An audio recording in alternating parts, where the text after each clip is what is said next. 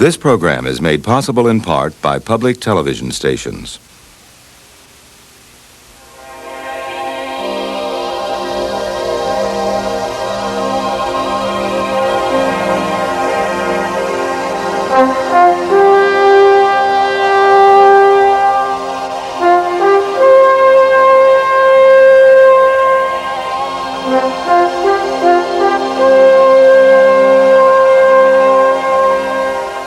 Hello, I'm Donald Johanson.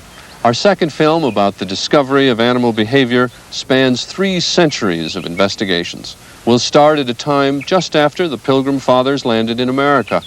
In those days, the most important studies of nature were being done by clergymen.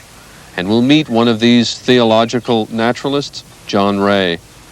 It was a time of greater travel and exploration, bringing with it many new observations, even though field trips then were both uncomfortable and dangerous. But by the end of the 18th century, explorers were bringing back reports of strange beasts in exotic places, spurring greater interest in nature and stimulating many new investigations. This was a period of discovery that set the stage for some of the most important work ever to be done by naturalists. And our program is called In Praise of God.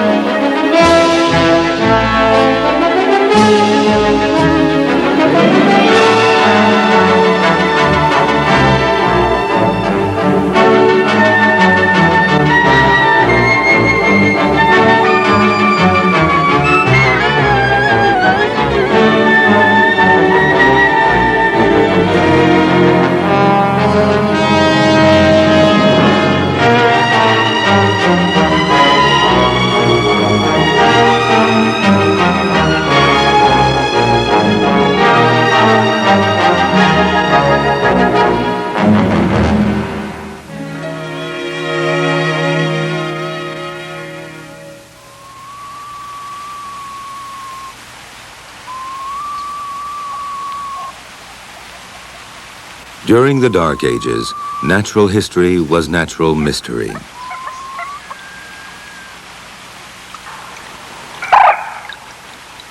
Myths and superstitions prevailed about the nature of the countryside and its animal inhabitants.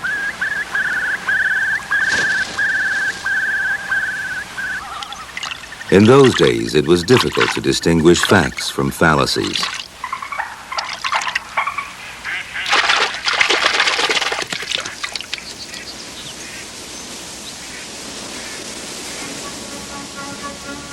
But this state of ignorance was to change, and the church played a crucial role.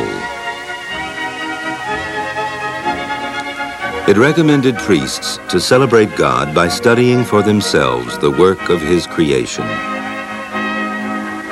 These naturalists and holy orders were among the first to discover animal behavior.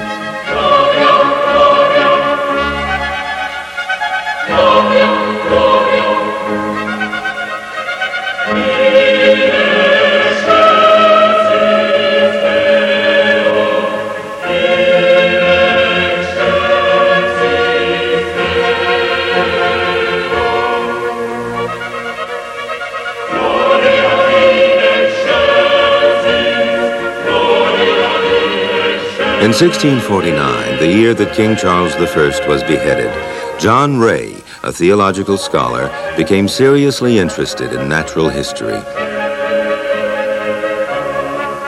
He lived in troubled times. England had been racked by civil war, and the bitter religious rivalry between the sides made many people retreat to the comfort of nature, which appeared, by comparison with the affairs of men, beautiful and wholesome.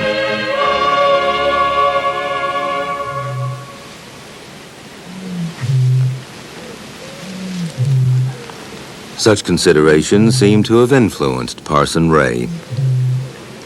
The natural theology of his day maintained that every animal and plant was created to reveal some aspect of a divine plan.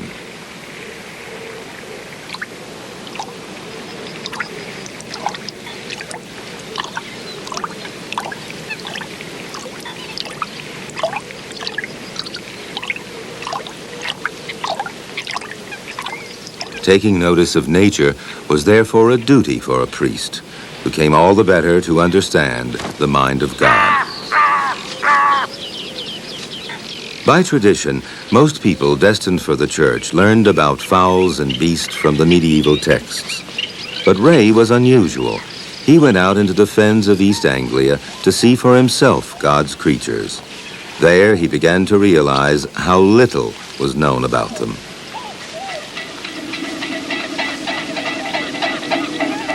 Very few animals had been described, let alone their manners.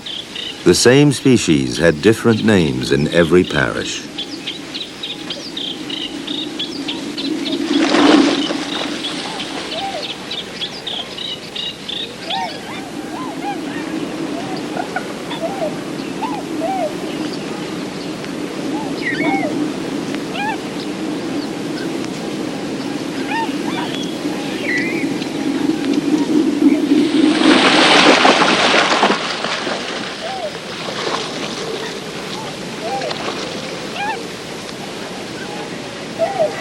Ray expected his study of nature to confirm his belief in the biblical account of the creation.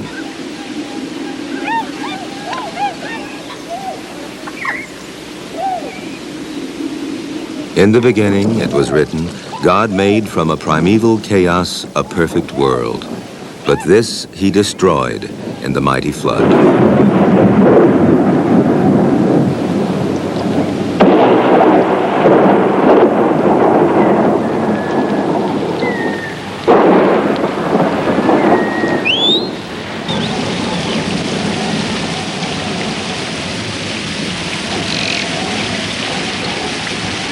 It rained without a break for 10 months.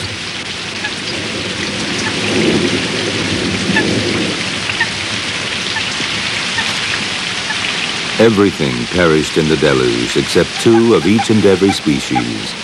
These were saved on Noah's Ark.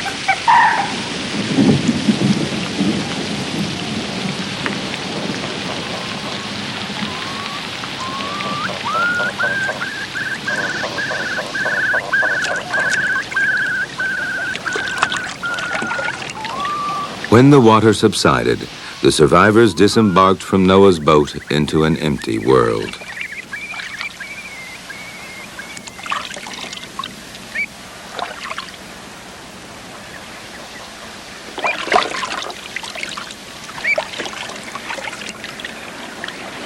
They were fruitful and multiplied, and their descendants covered the earth.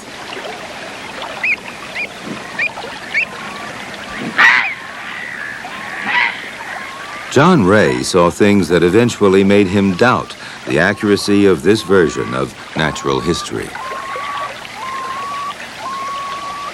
The seeds of Ray's practical approach to nature study may have been sown when he was a boy.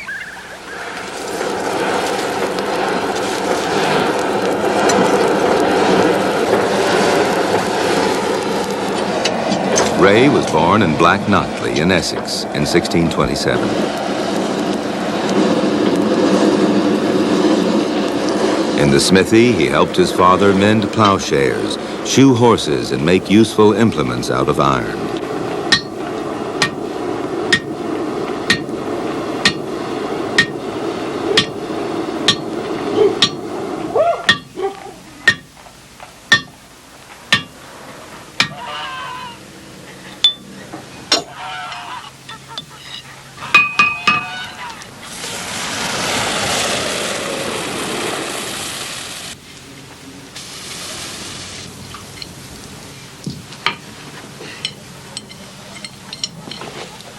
His mother was also a practical kind of person.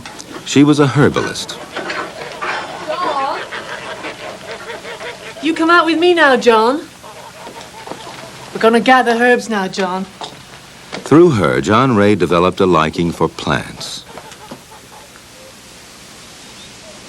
Herbs that he helped his mother to gather were dispensed to cure all manner of ills. Herbal botany was less riddled with nonsense than many enterprises, and from its roots sprang pharmacy and medicine.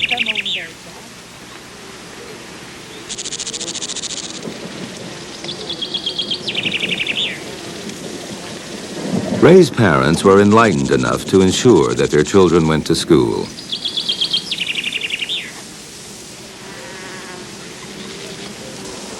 But such a boy stood little chance of a university education.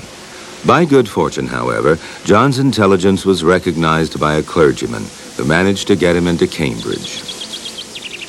There, he became a brilliant scholar. Like most educated people, his ambition was to take up holy orders.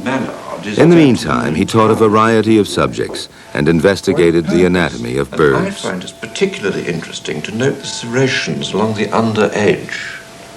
But the curlew uses its beak for digging deep into the mud in search of its prey. Mr. Chapman, would you pass me the skull of the crow? And here a different kind of beak again, sharp and cruel for tearing at the flesh of its food. And also for piercing the eggs of other birds. Ray soon realized that the medieval bestiaries and herbals were incomplete and inaccurate. He therefore decided to describe and make a list of the works of the creation, starting with plants.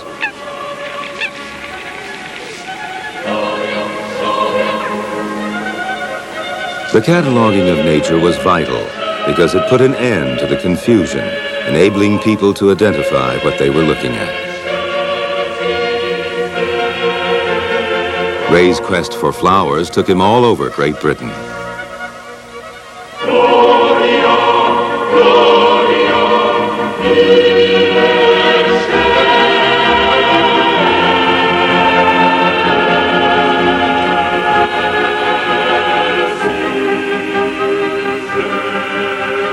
By cultivating a scientific approach to floral anatomy, Ray laid himself open to the charge of heresy. Although the church fostered an interest in the cunning craftsmanship of nature, it was considered impertinent to inquire too closely into God's grand design. But Ray disagreed.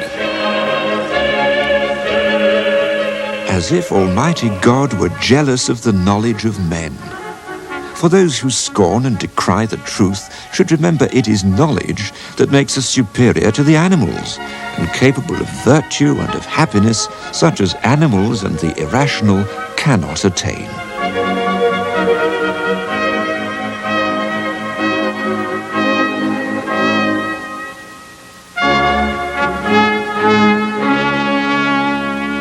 In the design of animals, Ray perceived a demonstration of divine power. In his wisdom, God had bestowed upon his creatures various means by which they could preserve themselves. The eyes on the top of the hare's head enabled it to have the enemy always in its eye, and long, hollow, and sensitive ears ensured that the hare would never be suddenly surprised or taken napping.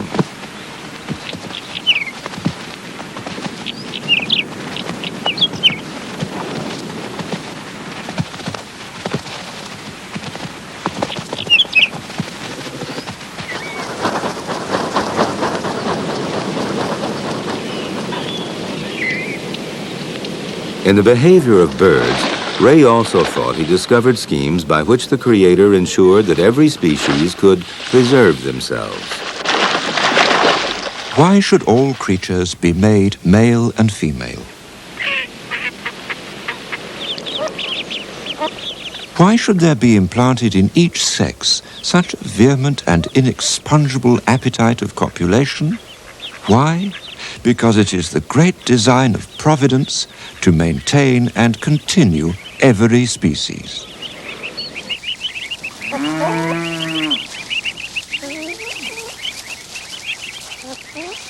Ray was the first to write about instincts and noticed what happened when instincts sometimes conflict, as when a chicken raises a brood of ducklings. Such creatures as are web-footed naturally go into water and swim there. We see with ducklings, though hatched and led by a hen, if she brings them to the brink of a pond, they leave her, and in they go, though they never saw any water before.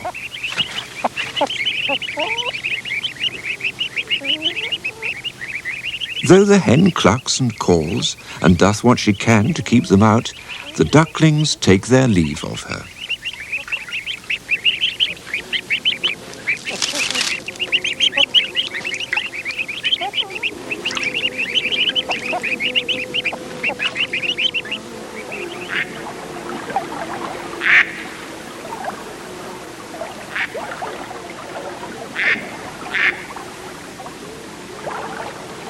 Ray recorded the instinct of nest building and suggested that the shape of a nest could be used as a means of identifying which kind of bird built it. This hammock was woven by a reed warbler.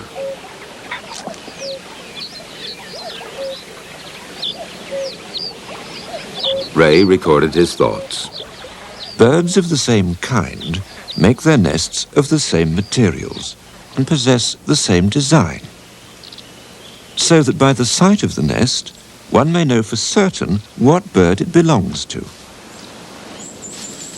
This confection of lichens, spider silk, and moss belongs to a pair of long-tailed tits.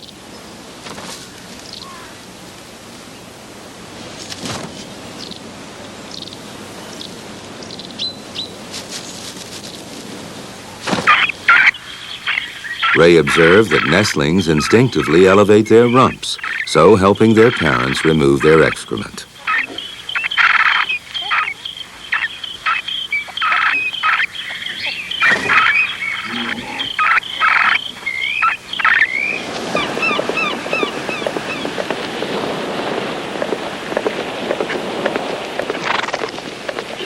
In 1662, John Ray was denied a living in the church for his Puritan leanings. Francis Willoughby, one of his rich students, became his patron. With Willoughby's help in financing extensive field trips, Ray continued to serve God, not by preaching, but by exploring the wonders of the living world. Together, they visited the Farne Islands off the Northumberland coast. Then, as now, it was inhabited by huge numbers of seabirds, coulter nebs or puffins.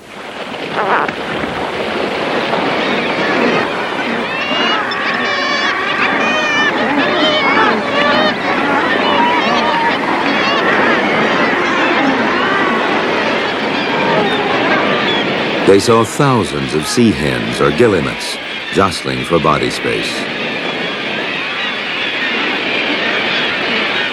These guillemots, Mr. Willoughby, it surprises me how each one's able to find its own nest. Yes, there must be many hundreds there.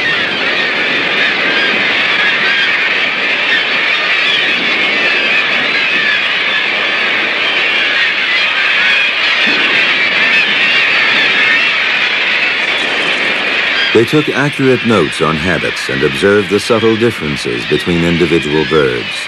Some guillemots had black heads. Others were bridled with white spectacles and had been mistaken for a different species. Ray assigned birds to families based upon anatomical similarity. He ranked sea swallows or terns with the gulls rather than with the barn swallows and house martins.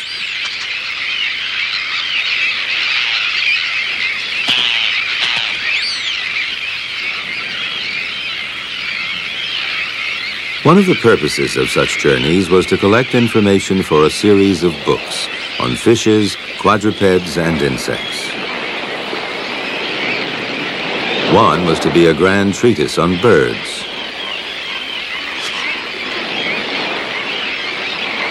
Today, it takes a leap of imagination to realize how novel it was for such men to pursue the study of nature out of doors and often in remote places.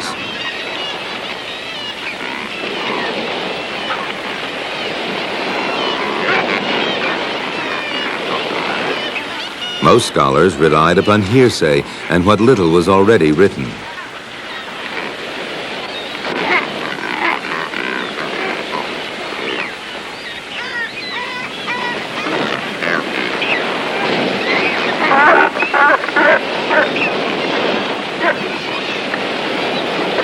Ray and Willoughby took the trouble to examine for themselves the perfection of God's creation. But there were many difficulties in making field trips during the 17th century. Traveling was an uncomfortable business. The inns were overcrowded and malodorous. Saddle soreness was inevitable, and there was always the danger of being robbed.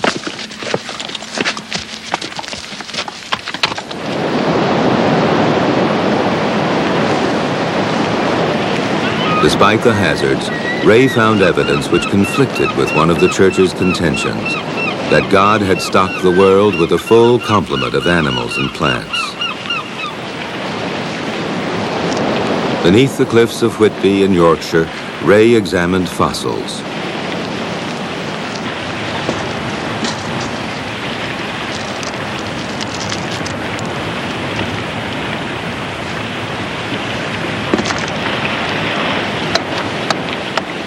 Some said that they were devil's toenails or thunderbolts. Others believed they were derived from creatures drowned in the flood. Ray thought that some were clearly the remains of extinct animals, buried beneath layers of ancient sediments. The church was unwilling to admit that any creature had been left out of the world. Although fossils did not shake Ray's faith, they did undermine his belief in the traditional explanations of nature.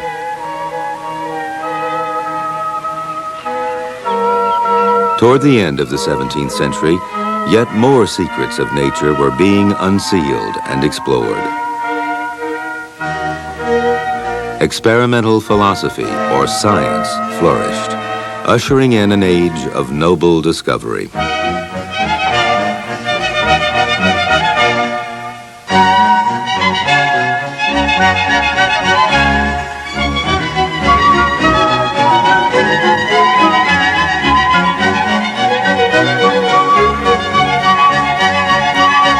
Lenses revealed unsuspected marvels of design.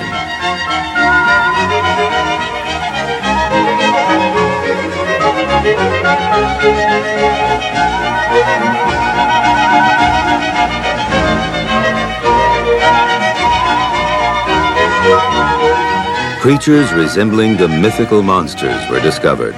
The many-headed hydra, in reality, a small pond-water polyp. Through the lens of a simple microscope, Anton van Leeuwenhoek, a draper from Delft, made discoveries in brews of pond water and saw a strange world teeming with animalcules.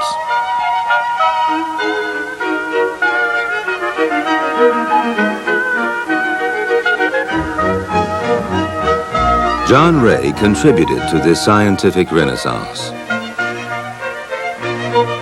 He probably wrote most of Willoughby's Ornithologia, published in 1678, a book which launched scientific ornithology.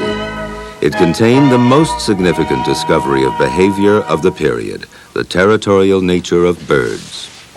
Of the nightingale, Ray wrote, "It is proper to this bird at its first coming to occupy and seize upon one place as its freehold, into which it will not admit any other nightingale but its mate."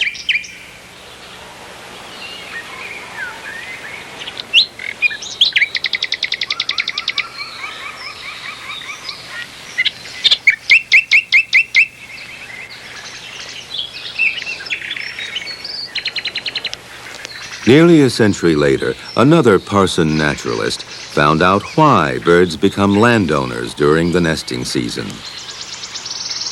The Reverend Gilbert White lived in Selborne, Hampshire. Between 1756 and his death nearly 40 years later, he made important discoveries about bird behavior even within his parish. He knew that song was a battle cry and helped to space out the territories.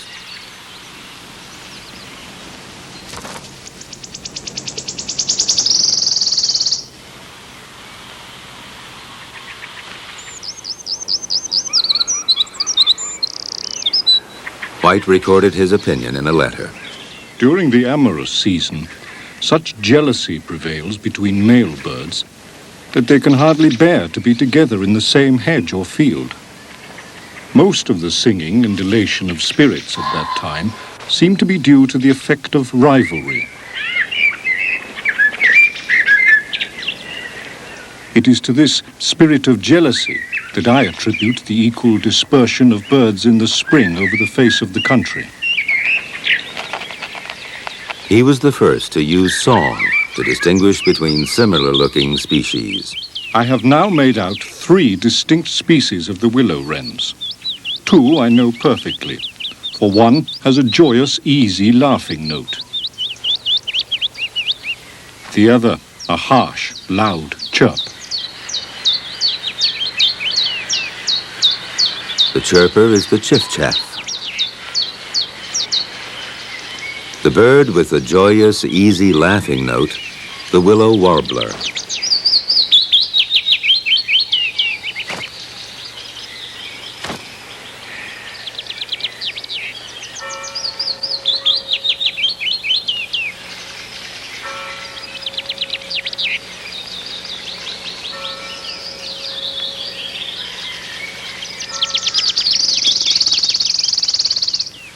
By paying attention to singing behavior, White discovered yet another species of leaf warbler, new to science.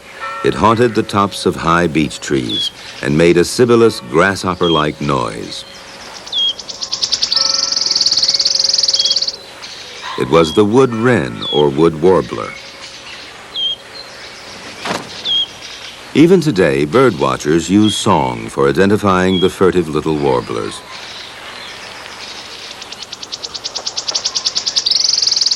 Doubtless, the birds themselves use their voices for the same purpose.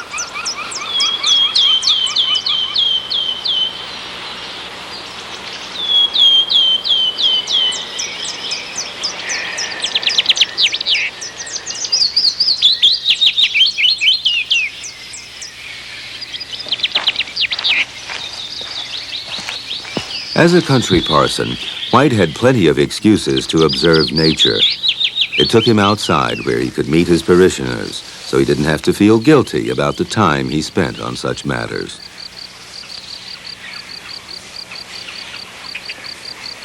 His success as a naturalist stemmed from his intimate knowledge of a relatively small patch of countryside. He didn't have to travel far to find something new. His account of the behavior of the field cricket has never been improved upon.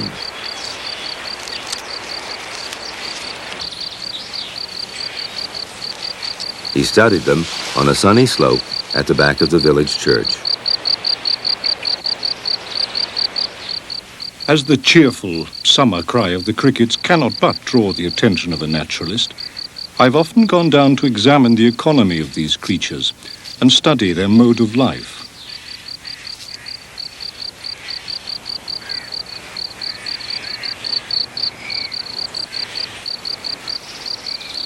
The male is shining black with a golden stripe down across his shoulders. The female is more dusky, more capacious about the abdomen. They are solitary beings, living singly, male and female, except when they come together to mate.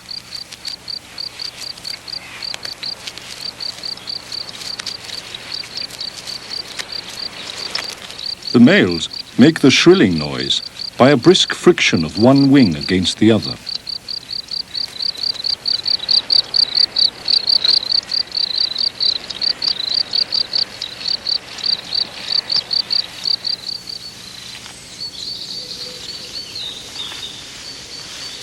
During his rambles, Gilbert White discovered mammals new to science, the noctule bat and the harvest mouse. He was amazed at the mouse's ability to weave nests.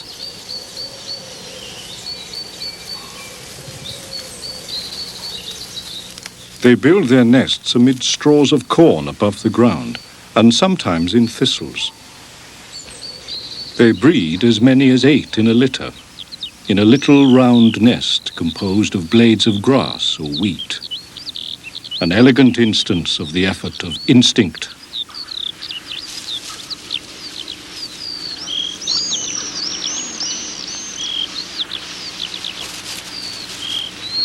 Gilbert White was an indefatigable correspondent and wrote of harvest mice and other discoveries to friends. In those days, circulating letters was one of the ways of recording scientific progress. White was eventually persuaded to have a selection published as a book, The Natural History and Antiquities of Selborne. It appeared in 1789.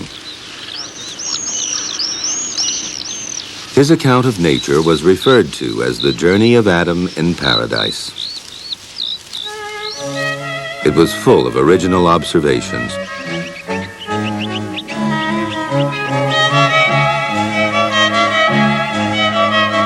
White studied swifts, swallows, and martins and noted that each built its own form of nest.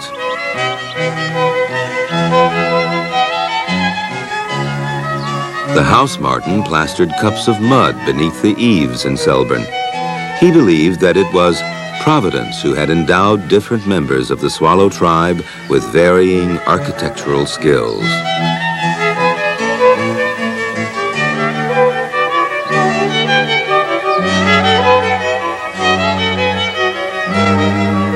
White never asked profound questions.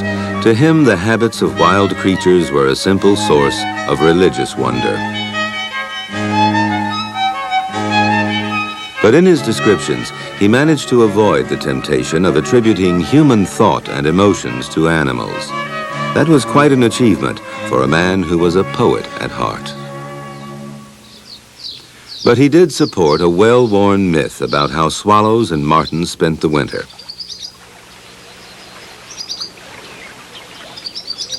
Although he didn't go so far as to believe they hibernated underwater, he did think some might hide in banks and bushes during the cold months. One April, he sent his gardeners to flush them out.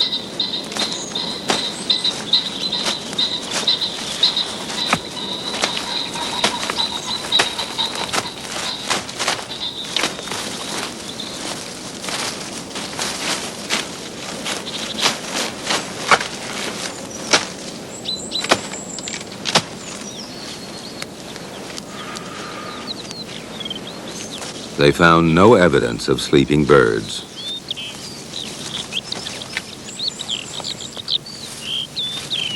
White reported the failure to one of his most distinguished correspondents, Daines Barrington.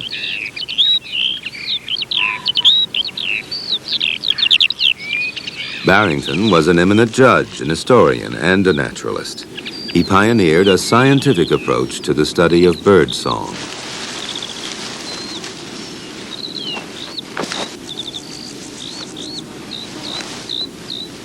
He wished to know whether birds acquired their songs by instinct or by learning. In an attempt to find out, he designed a simple test. This involved swapping eggs. He took an egg from a ground-nesting skylark and placed it in the nest of a linnet.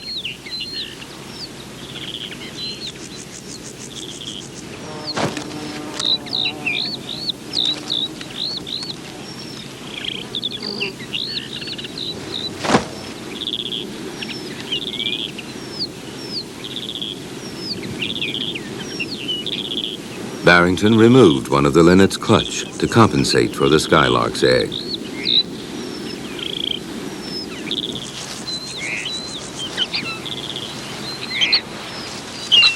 Just before the fostered skylark was due to fly, he took it home to see if it sang true to its species or imitated the linnets. He thought that the skylark sang like a linnet. But to make quite sure birds learned their airs, Barrington needed a method of recording their voices. He tried music. Good day, Mr. Frindle. I see, it's our friend. Barrington asked a harpsichord tuner to convert the songs of birds, like blackbirds, into musical notation. Well, shall we go and listen to some other species? Yes, by all means. Good.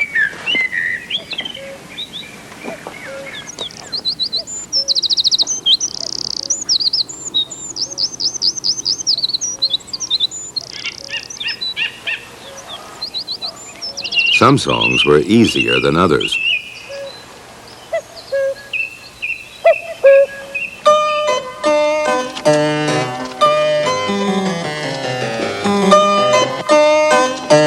Barrington knew that composers like Pasquini had already imitated the voice of the cuckoo.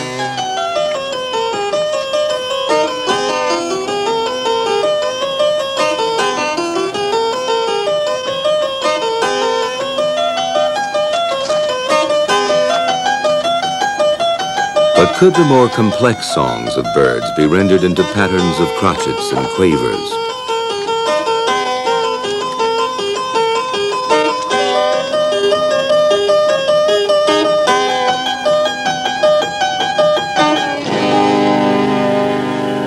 Do you know this piece, The Cuckoo by Pasquini? No, I do not. It sounds very well. Yes, a pretty piece. Now, let us hear what you have made of our day out, Mr. Frindle. Well, I'm passably content with our blackbird song.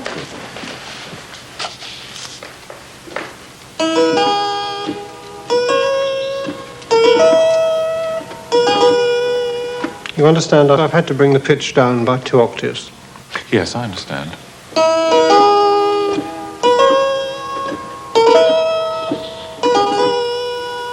Yes, that's very good, Mr. Frindle. Now, I have the quail here. Now, this song is on 1 note, so it is merely the rhythm that is important.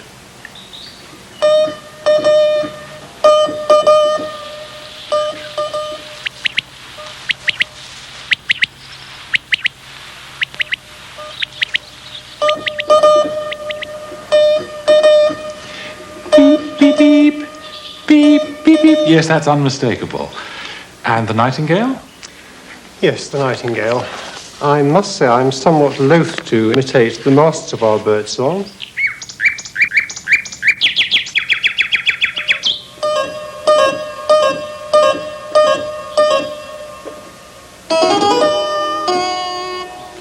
Barrington's tuner was faced with problems, for birds pitch their songs so high and sing so fast. Excellent. Now, let us see whether my chaffinch has any greenfinch song in him.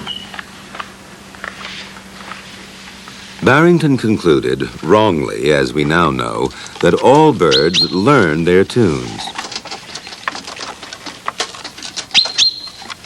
The proper analysis of bird song had to wait nearly 2 centuries for the tape recorder.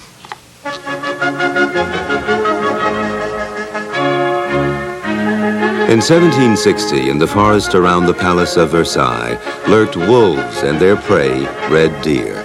These were studied by an educated French gamekeeper who started to think about animal behavior in another way.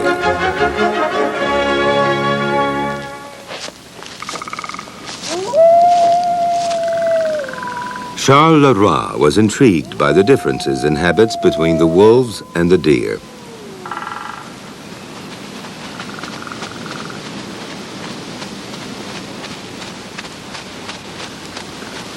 He believed that isolated observations meant nothing in themselves and entreated naturalists to watch animals for long periods in their native haunts and to compile thorough biographies of each species.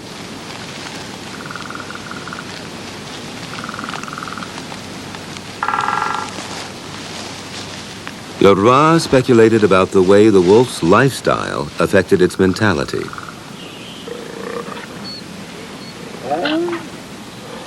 The continual necessity to kill and the daily feeding on torn and bleeding carcasses seems likely to give the wolf a very interesting moral character.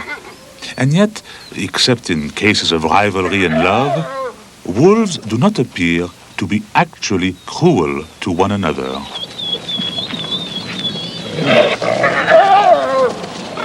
Leroy was impressed by the loyalty and compassion shown by the members of a pack towards each other. Here, he thought, was the reason for the carnivore's intelligence.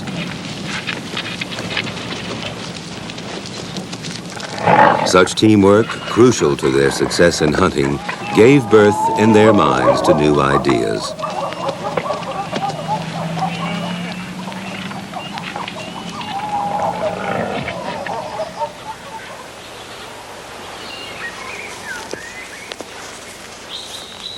Leroy had a professional interest in animals. He was the head gamekeeper to the royal estates at Versailles and Marly.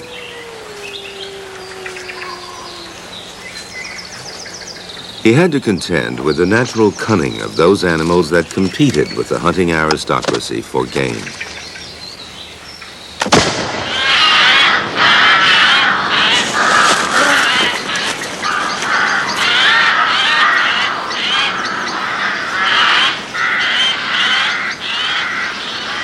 Destroying these vermin, finding nests, interpreting tracks, guarding the warrens with their republics of rabbits, imbued Leroy with a sympathetic understanding of animals.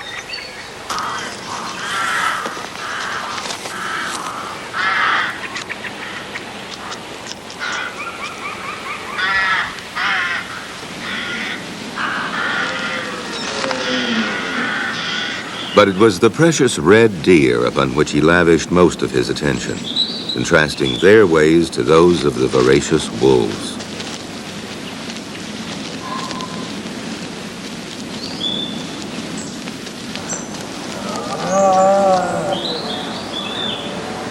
He ventured to suggest, not unreasonably, that the character of deer stemmed from the nature of their food. The herbivorous deer use neither reflection or judgment in the satisfaction of their wants. They have fewer ideas and greater innocence.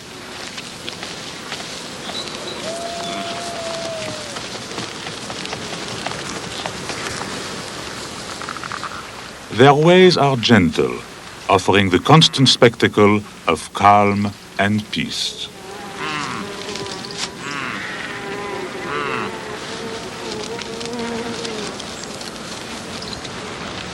A deer has no difficulties procuring her food. No skill is needed, so her memory only burdens itself with a few necessary facts. Leroy watched animals to collect evidence against the views of the influential French zoologist Count Georges de Buffon, who deemed that beasts were virtually mechanical contrivances, devoid of the ability to feel and think.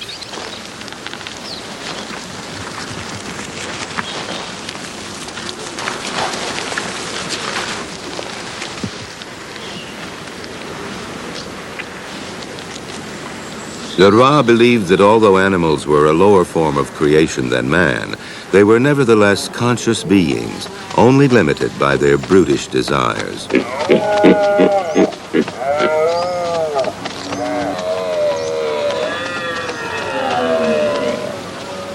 When the stag's desires are at their height, they make the forest ring with a terrible cry, which has the tone of the greatest suffering.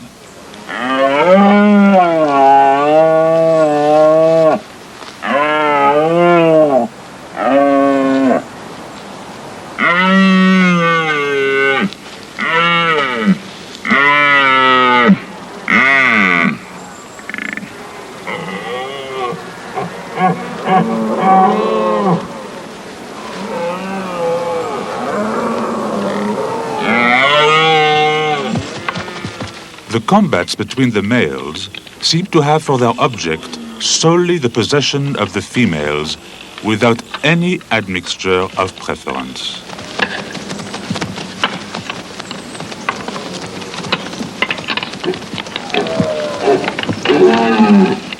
The weaker soon yields the field of love to the stronger. Leroy saw no expressions of affection among the herds of deer. Neither love nor the societies in which they live are to them very fertile sources of ideas.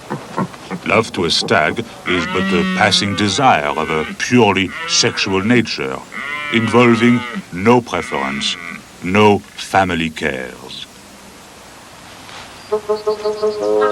Leroy published his ideas in 1764 under a nom de plume. They were written as letters from the naturalist of Nuremberg to an anonymous lady, possibly Madame d'Angenvilliers, Leroy's mistress.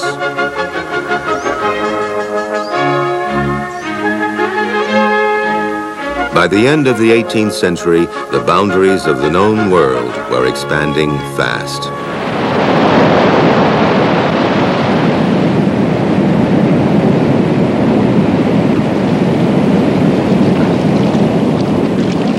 In every continent, explorers were finding new animals.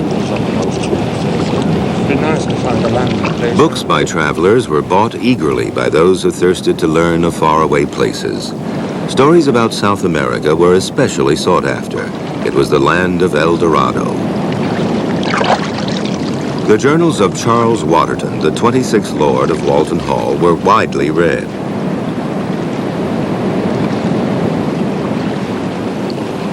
He wrote not of gold, but of natural treasures, jungles teeming with life. Then you and lads get camp made out. Business interest often took the squire, as he was known, to Guyana, and between 1812 and 1824 he made several natural history expeditions deep into unexplored territory.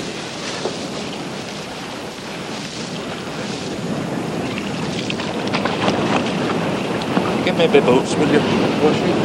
Thank you, lad. You stay here. I'm just going to see if I can find those monkeys. Besides being an outrageous eccentric, he was a pioneer among traveling naturalists.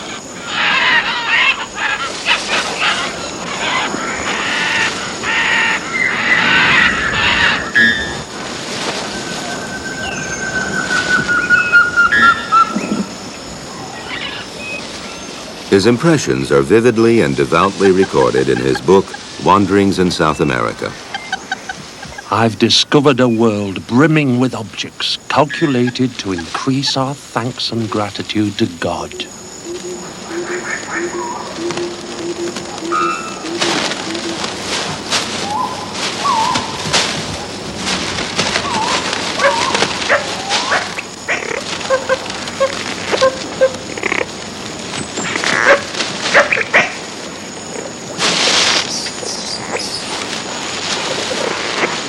During the early 19th century, nature study reached new heights of pious respectability. For many, the subtleties of animal and plant design were proof that God, the designer, existed. And yet many creatures Waterton saw were viewed as curiosities and their habits amusing.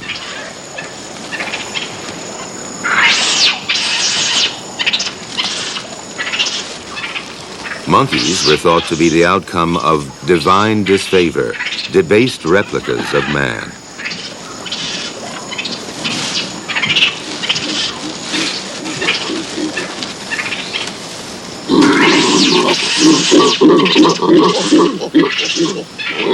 Waterton had an enlightened approach to natural history. At a time when most naturalists shot anything that moved, he watched birds and beasts, like howler monkeys, and wrote of their behavior. Some naturalists have supposed that the awful sounds which you would fancy are those of an enraged and dying wild beast proceed from a number of red monkeys howling in concert.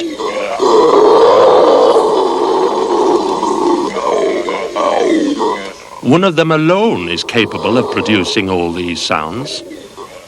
If you sit under a high and tufted tree, you may have a capital opportunity of witnessing his wonderful powers of producing those dreadful and discordant noises.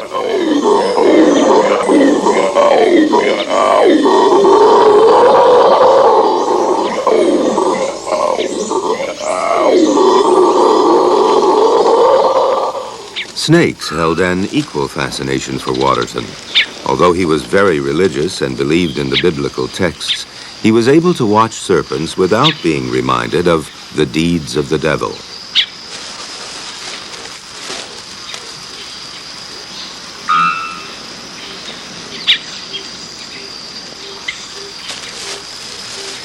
Snakes, he said, were more an annoyance in the imagination than in reality.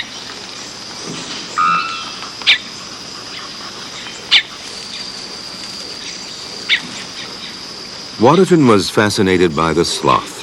Many closet naturalists believed that God had made a mistake in making such an awkward animal. And so it seems when a sloth is grounded. Hello, poor fella. You have got yourself in a right hobble and no mistake. But you'll not suffer for it. I'll get a stick and get thee out of that in no time. He seems forlorn and miserable, so ill put together, and so totally unfit to enjoy the blessings which have been so bountifully given to the rest of animated nature. But to do the sloth real justice, Waterton studied its behavior in its upper element. Up you go.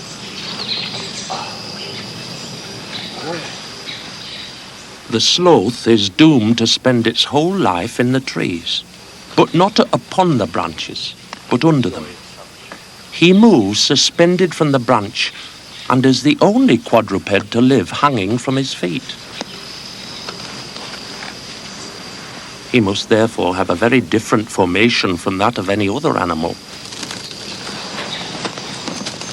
Had he a tail, he'd be at a loss to know what to do with it. If he were to let it down, it would become the sport of winds. Thus, his deficiency of a tail is a benefit to him. His hair is thick and the hue of moss, which makes him difficult to see. Hence, his seemingly bungled conformation is at once accounted for, and is further proof to engage us to admire the wonderful works of omnipotence. Waterton's descriptions were very accurate, but the conclusions he drew from them simply confirmed his faith.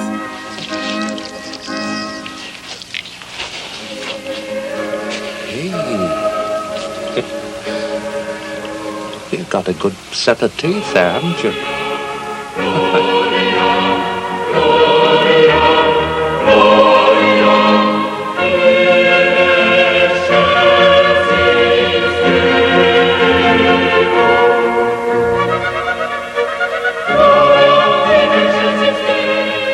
Every species in the great family of animated nature is perfect in its own way, and most admirably adapted to the sphere of life in which an all-ruling providence has ordered it to move. By studying animals at first hand, people like Ray, White, Leroy, and Waterton himself accumulated a mass of accurate information about habits.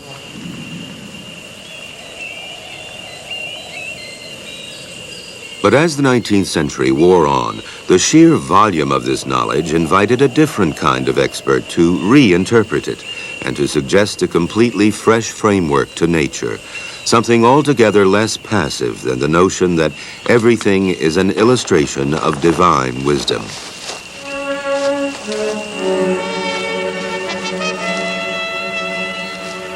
Someone was thinking along these lines and came to meet the squire in England.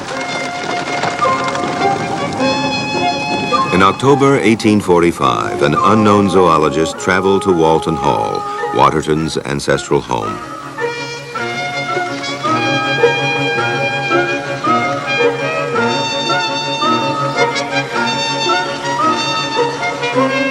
Like Waterton, the visitor had explored the jungles and pampas of South America. He had crossed the Andes and had sailed around the world as a ship's naturalist. Mr. Charles Darwin. Squire Waterton is expecting me. Aye.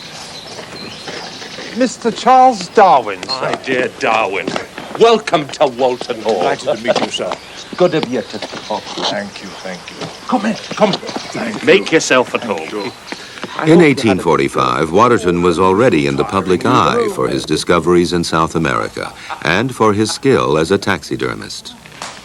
I'd like to see that. Over dinner, Darwin and Waterton swapped stories before two Jesuit priests and Waterton's sisters-in-law. Some more cheese. Darwin scored over the squire on the size of the tortoises he had seen in the Galapagos Islands. Waterton. As wide as this table, I assure you. You can even ride on their backs. I've tried it myself.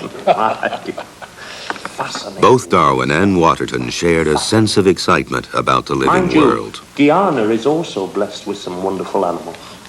And some giant-sized ones as well. I've seen crocodiles on the Orinoco River, no less than 30 feet in length. Caught a 10-foot one alive on one occasion. What a performance that was.